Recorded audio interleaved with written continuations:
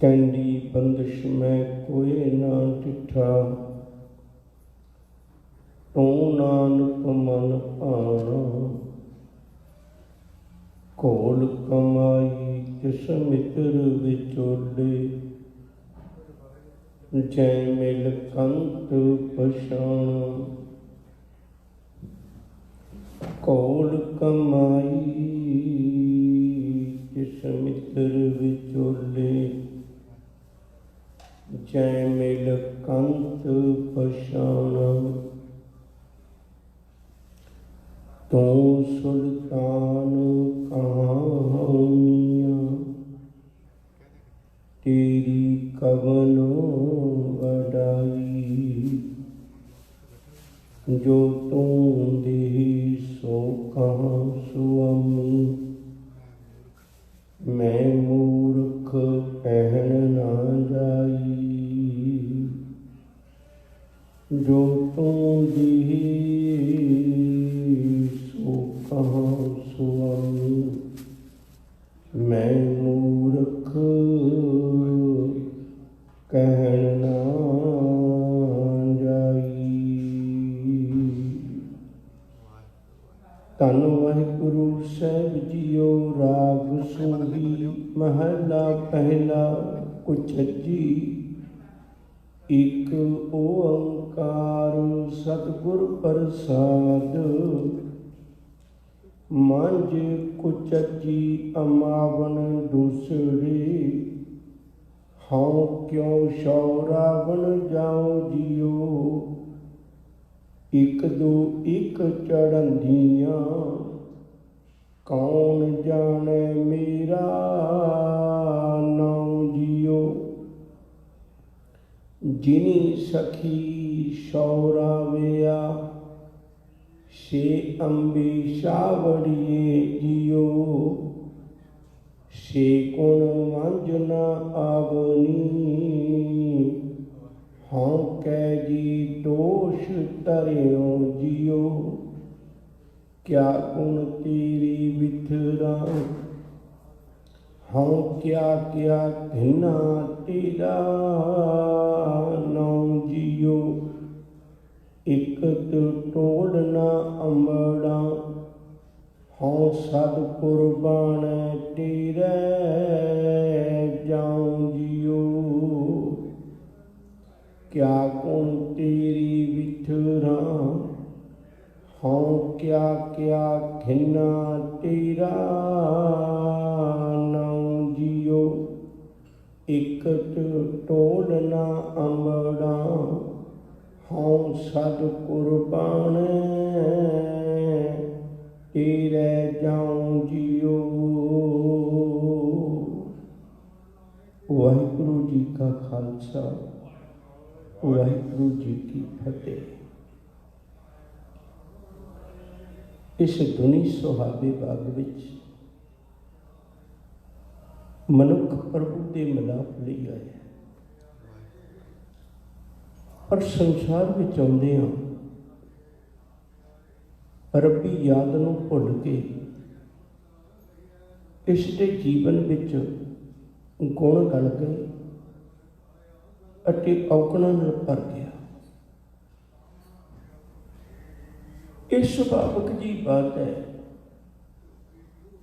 औगण किते भी कबूल नहीं होंदे, सोहणे नहीं लगते। प्रवान केवल गुण होंदे ने। तुसीं किसी भी दुनिया की चीज़ विच देखो, किसी मनुख विच देखो, किसी जीव विच देखो, उहदे गुण काम आउंदे ने पर औगण काम नहीं आउंदे। कबीर साहब ने इसे भी बड़ा प्यारा एक वचन आख्या, कबीर रस को गंढो चूसी है, गुण को मरिया रोए। अवगन यारे मानस भला न कहे कोई। गुरु साहब ने कृपा की मनुख नूं रब की गल समझाउण वास्ते इहनूं कई तरह दीयां उदाहरणां दे के समझाया, ਜਿਹੜੇ भी तरीके समझ सकता सी। क्योंकि वड्डी मुश्किल ये है, ਇਹਦੇ सामने संसार है, निरंकार नहीं। और इनू निरंकार की सोझी भी नहीं है। अमृत बाणी का वचन भी पढ़ दियो। रूप न रेख न रंग किश तेरे गुण ते प्रभ भिन्न, जिसे बुझाई नानका जिस होवे सो प्रसन्न। रूप रंग रेख भेख तो न्यारा है। ये मनुख नूं उसकी समझ नहीं लगती। गुरुदेव ने फिर कृपा की, बड़े तरीकों के नाल मनुख नूं समझाया। कदे दो मित्रां की गल की है, कदे मालिक ते नौकर की गल की है, कदे पति पत्नी की गल की है। अज सतगुरु जी ने इस जिहड़ी बाणी की शुरुआत आपां अज कर लगे हैं, इस बाणी का जिक्र है कुचजी। ये बाणी के 3 हिस्से हैं। एक कुचजी, दूजा सुचजी, तीजा गुणवंती। गुरु के घर में सानू 2 चीज़ां मिलदियां ने। नंबर 1, यह लोक सुखीए, इस लोक की भी गल है। तो दूजी गल है, गुरु जीवन जुगती ऐसी बख्शिश करता है, यदा रब के घर भी मुख उजला हो जाए, पर लोक सुहेली भी करता है। आने वाला समा भी इहदा सफल हो जाए। इसलिए हजूर ने कृपा की, वचन समझाए ने, बख्शिश की है भाई मनुख के जीवन में गुण धारण करके मालिक के घर किवें कबूल हो सकता है। कुचजी वाला बंद भी लम्मा है। आप इस बंद के भी 3 हिस्से करके विचारने की कोशिश करांगे।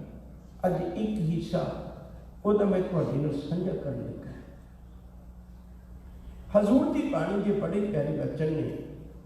2 उदाहरण दित्तियां ने, कहंदे एक सुचजी है, चंगे चज वाली है, चंगे आचार वाली है, चंगे वर्त विहार वाली है।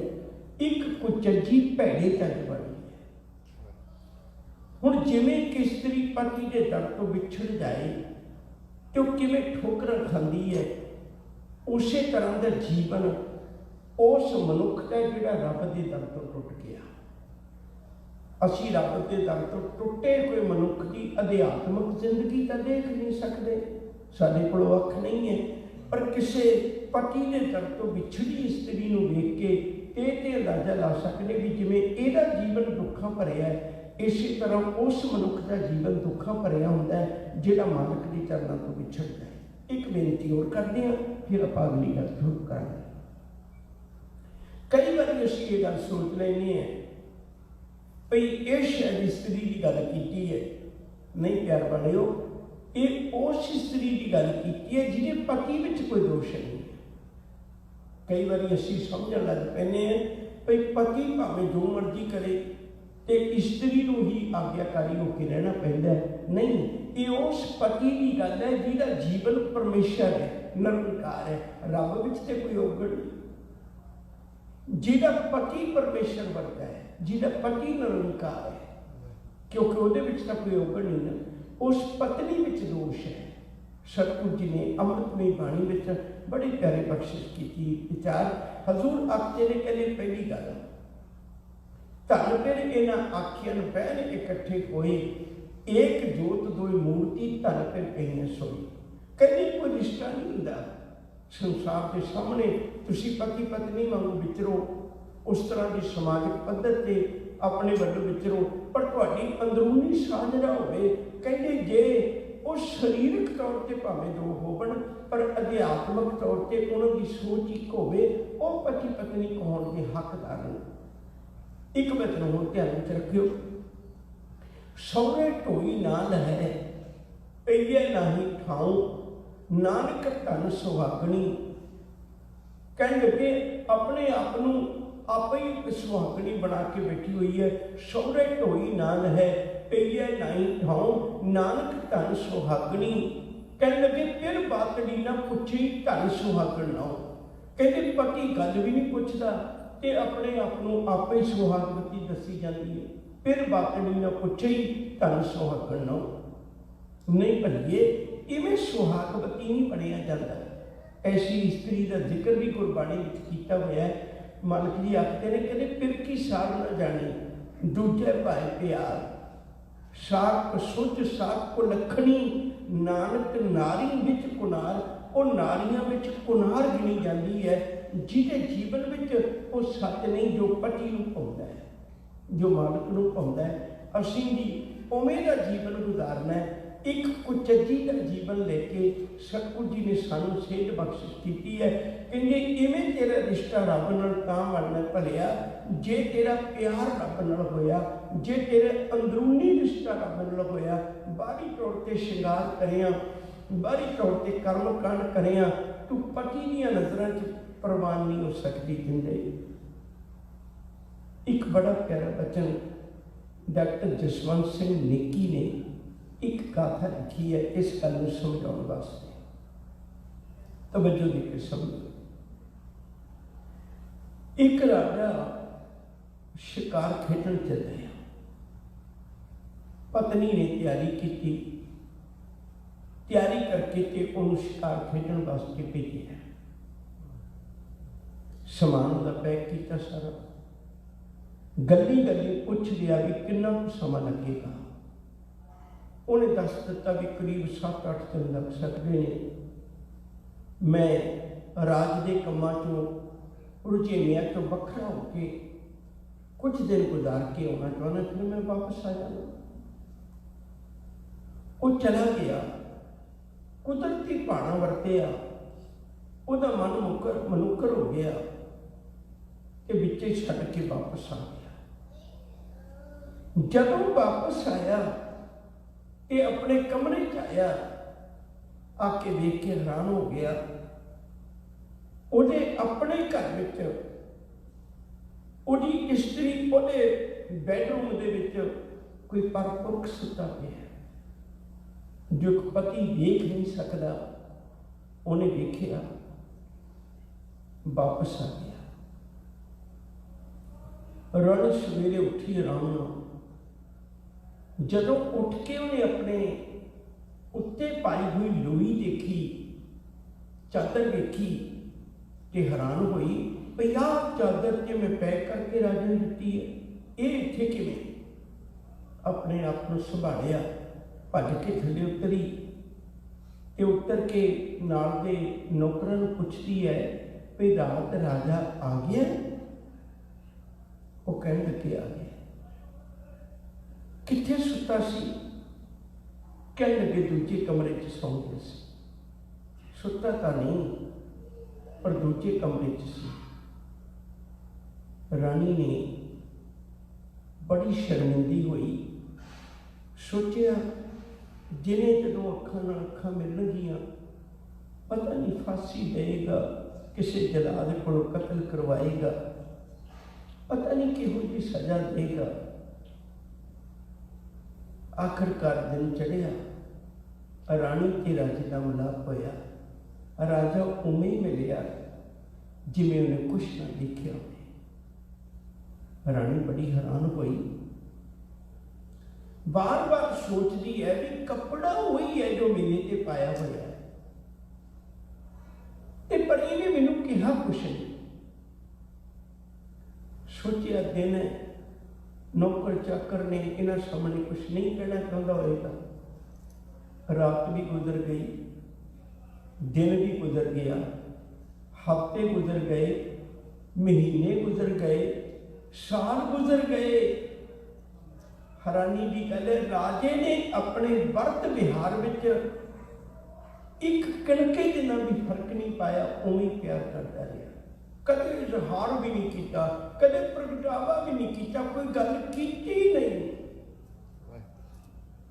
रानी को गलती का एहसास होया, उन्हें अपने जीवन को सुधार लिया। लंबेरी उम्र गुजार के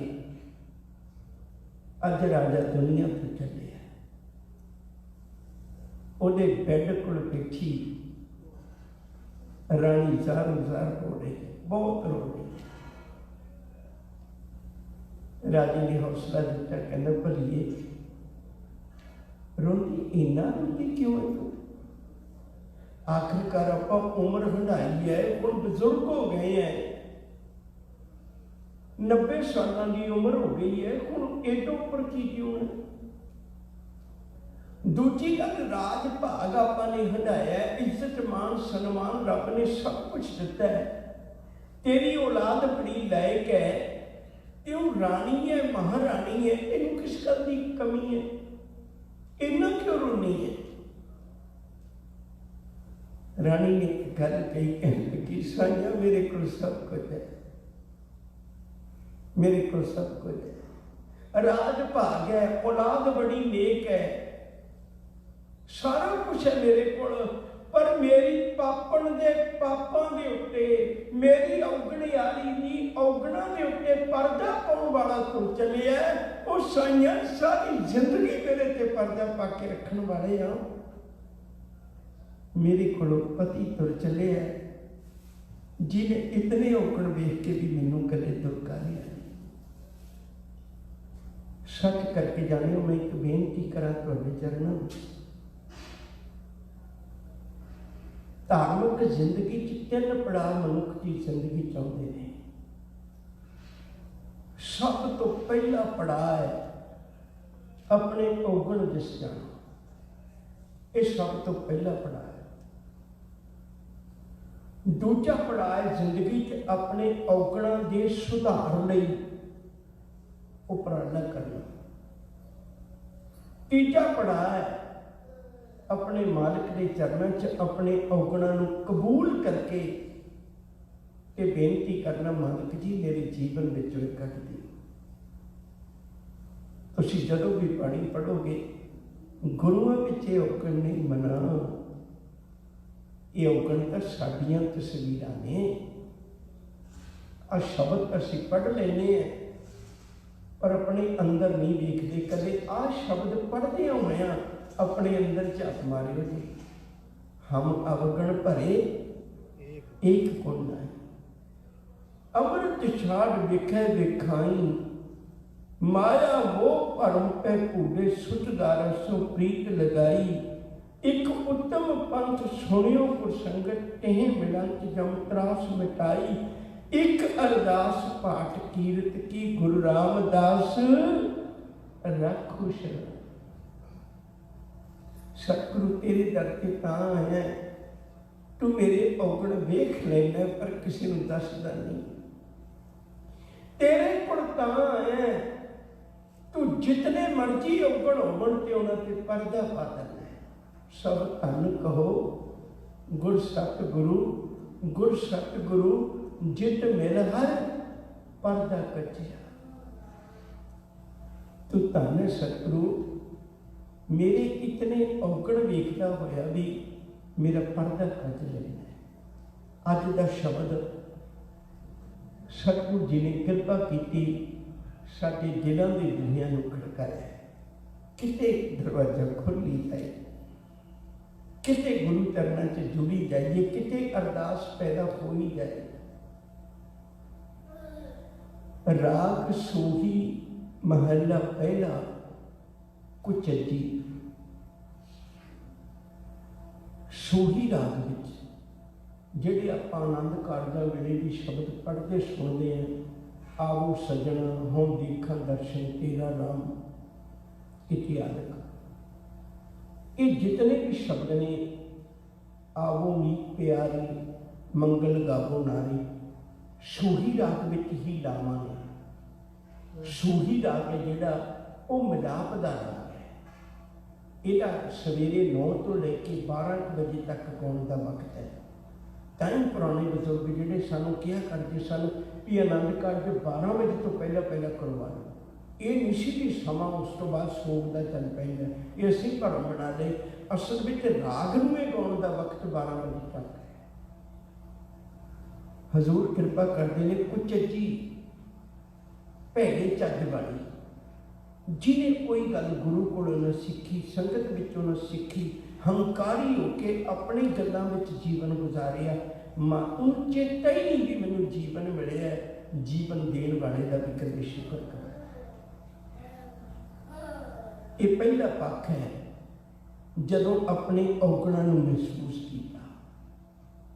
मैं एक बार फिर दोहरा दिया, गुरु चरणा बंदा सारी जिंदगी कोई लड़ाई लगता है भी तुसी गलत हो मैं ठीक है, सारी जिंदगी लड़ाई लगता है किसी भी गल च देख लो, पर जब गुरु चरणा चाहता है ना सिर्फ कहते तो लड़ाई गलत है तेरी।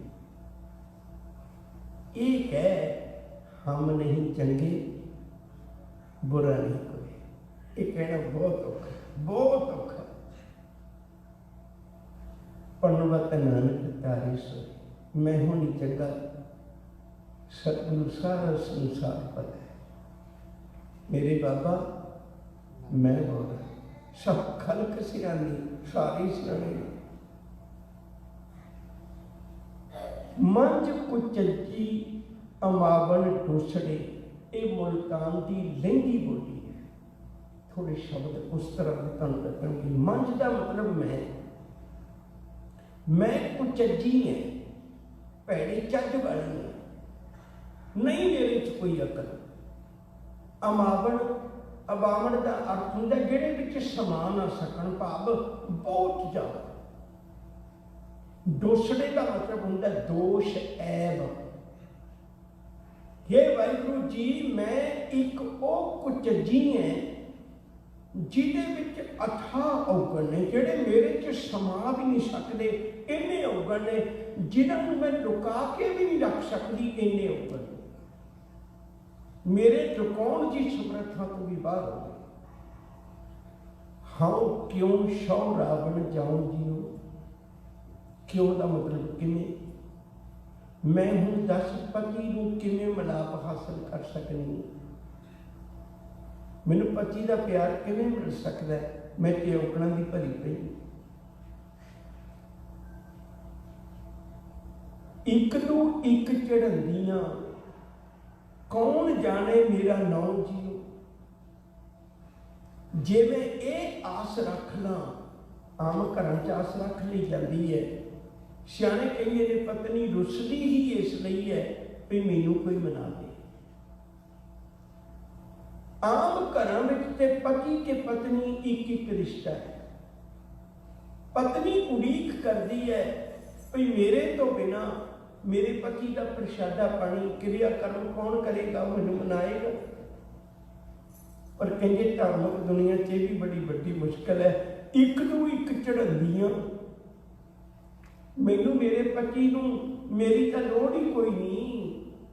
एक तो एक सोहने जीवन वाले उहदे कोल ने, एक तो एक चढ़ंदियां सोहने तो सोहने जीवन वाले उहदे कोल ने। ਉਹਦੇ ਕੋਲ ਤਾਂ ਬਾਬਾ ਦੀਪ ਸਿੰਘ ਵਰਗੇ, ਉਹਦੇ ਕੋਲ ਤਾਂ ਭਾਈ ਮਨੀ ਸਿੰਘ ਵਰਗੇ, ਉਹਦੇ ਕੋਲ ਤਾਂ ਸੁੱਖਾ ਸਿੰਘ ਮਹਿਤਾਬ ਸਿੰਘ ਵਰਗੇ, ਉਹਦੇ ਕੋਲ ਤਾਂ ਸੁਬੇਗ ਸਿੰਘ ਵਰਗੇ, ਅੱਜ ਦੀ ਕਰਨੀ ਵਾਲੇ ਭਾਈ ਗੁਰਦਾਸ ਵਰਗੇ, ਬਾਬੇ ਬੁੱਢੇ ਵਰਗੇ, ਇੱਕ ਤੋਂ ਇੱਕ ਚੜ੍ਹਦੀ ਕਲਾ ਚ ਨੇ ਉਹਦੇ ਕੋਲ। ਤਾਂ ਮੇਰੀ ਵਾਰੀ ਕਿੱਥੇ ਆਉਣੀ ਹੈ ਮਨ, ਉਹ ਕਿਤਨੇ ਗੁਣਾਂ ਦੇ ਭਰੇ ਹੋਏ ਨੇ ਤੇ ਅਸੀਂ ਕਿਤਨੇ ਔਗਣਾਂ ਦੇ ਭਰੇ ਹੋਏ। एक दो एक चढ़ंदियां कौन जाने मेरा नौ जियो, मैं केड़ी गिनती च, मैनू कौन जानदा है, मेरी की लोड़ पैनी है जिंदे, तेरी लोड़ रब नू नहीं है। ये भुलेखा मन चो कढ़ लेना चाहिए। इहो ही कारण है, तुसीं देखो कदे सानू एहसास होने लग पैंदा है मैं सेवा ना करा तो कौन करे, मैं कथा ना करा तो कौन करे, मैं कीर्तन ना करा तो कौन करे। सानू यूं लगन लग पैंदा शायद गुरु घर मेरे करके चलदा। बहुत बड़ा भरम है साडे मन में, बहुत बड़ा भरम है। शायद जी आपते ने कहंगे नहीं भलिओ, ये गल मन में विचार लईए, मैं पाठ करना है, संगत में आके अरदास करवाना भी करो अरदास जी मैं इन्ने पाठ किए, मुबारक करने चाहिए ने, भावें गिनतियां नाल ही कर लो। पर गुरु जी एक गल कहते ने, कहते गोहज गल जी की जे सतगुरु पास तो सर्व सुख पाइए। कहते गुज्जी गल गुरु नाल कल्ला करिया कर, गुरु कोल आके ये गल कल्ला करिया कर। भाई नंद लाल सिंह ने एक दिन गुरु चरणों में बेनती की, कहते दातिया तेरे नाल बात करनी। सब कहते रोज दरबार आना, कहना मुहब्बत की गल एकांत में होंदी है, मैं तेरे नाल एकांत च गल करनी। यकीन करके जाने हो, गुरु चरणों में आके अरदास करो मना, छट दे दावे बनने, छट दे दावे बनने। मालिक नूं तेरी लोड़ नहीं, तैनूं मालिक की लोड़ है कमलिया। फिर भाई नंद लाल सिंह का एक बचन है बड़ा प्यारा, वो कहते नौकरां दियां मंडियां लगदियां ने, मालिकां दियां मंडियां नहीं लगदियां। मालिक नौकर खरीदिया करते हैं, नौकर कदे मालिक नहीं खरीदते। हंकार छट दे मना, जिनी सखी सौ राविया, से अंबी छावड़िए जियो। कहते जिन्होंने अपने मालिक नूं रिझा लिया, रब नाल प्यार पा लिया, वो तो इवें ने जिवें अंब की छां थले बैठी हो। स्पैशल इस दरखत का जिक्र क्यों है? बड़ा स्नेहा है गुरु की बाणी। कहते उसका कारण यह है, बाकी जिन्ना भी फल है ना आप खाने हैं, उसका रस नहीं मानते। तुसीं कदे देखियो संतरा खाइए, सेब खाइए, कुछ भी खाइए, एक बारी मूँह च पा के उन्होंने दोबारे कट देइए तो दोबारे मूँह च पाउण ते जी नहीं करता। सभ्य तौर पर भी आपां बैठे इकट्ठे खा रहे होइए तो छक रहे होइए कि दोबारे पाउण नूं जी नहीं करता। पर एक आम है जिहदी गिटक नूं बंदा सारिਆਂ ਦੇ सामने बैठ के भी छक लैंदा तो उन्होंने कोई बुरा नहीं मनाउंदा। रस लेके हजूर कहंदे ने मालिक जी, ਜਿਹੜੇ तेरे दर ते भा गए वो तो मैनू यूं लगते हैं जिवें अंब के रुख थले बैठे, सुख भी मानते हैं छां दा, ते तेरे दरख्त तो दिते हुए फल का आनंद भी मानते हैं। वो दोवें चीज़ां मानते हैं। वो इवें ने जेड़े अपने मालिक के दर ते भा गए, मैनू तो इवें लगते हैं मालिक जी, उन्होंने को परलोक के सुख भी ने, उन्होंने को लोक के सुख भी ने, उन्होंने को आत्मा के सुख भी ने, उन्होंने को शरीरक सुख भी ने। दातिया मैं कुछ अजी किथे जाऊँ दस। शब्दी आखते ने, छे गुण मंझ न आपनी, हाँ कह जी दोष धरियो जीओ। वो वाले गुण जिन्होंने अपने पति को रिझा लिया, वो मेरे विच नहीं आए। हुण मैं दोष किहनूं दवां? देखो गुण ना धारण करने तो मेरा दोष है ना, ये तो सीधा सीधा मेरा दोष है। मैं किसी को कोई गुण नहीं धारण किया, जबकि जरे जरे विचों मैनूं गुण मिलता है। गुरु ने तो एक कुत्ते चो रब के मिलाप की गुण की गल कर ली। स्वामी को गृह जो सदा स्वान तजतनी नित, नानक ए विद हर भजो एक मन होए एक चित। तू गुरु कुत्तियां चो भी गुण लभ लेना, तू कोयल चो भी गुण लभ लेना, तू शंख चो भी गुण लभ लेना, मैनूं संगत विचों भी नहीं लभदे। दोष किहनूं दियां? अपने आप नूं दोष है। शब जी आखते ने, क्या गुण तेरी विथरा, हाँ क्या किन्ना तेरा नाम जियो। मैं केड़ी तेरी गल करा, केड़े तेरे गुणों को बयान करा, केड़ा तेरा नाम लवां, मैनूं दस मेरे मालिक जी। एक टटोल ना अंबड़ा, हाँ सब कुर्बाने तेरे जाऊं जियो। टोल का अर्थ होंदा वस्तु, एक भी वस्तु मेरे को अजिही नहीं है जिहड़ी तेरे चरणों में भेटा करके तेरा मेरे मिलाप का साधन बन जाए। तेरे मेरे दूरी को कोई खत्म कर दे, बस इन्नी बेनती करनी है, मैं तेरे तो कुर्बान जानी। आओ प्यारे, अज के शब्द का इतना कुबंध वो सानू दसदा है मना, दुनिया नूं ते बहुत वेखना है, कदे अपने आप नूं भी वेख, अपने औगणा नूं वेख, फिर अरदास पैदा होगी। गुरु कृपा करे असी अपने आप नूं वेख सकीए, अपने औगणा नूं वेख सकीए, फिर सानू इन्हां शब्दों की समझ लगे कि इस तो अगली विचार कदम होई भुलां दी खिमा। प्यार नाल आखो जी, वाहिगुरू जी का खालसा, वाहिगुरू जी की फतेह। ये सिख कौम के महाविद्वान सत्कारयोग ज्ञानी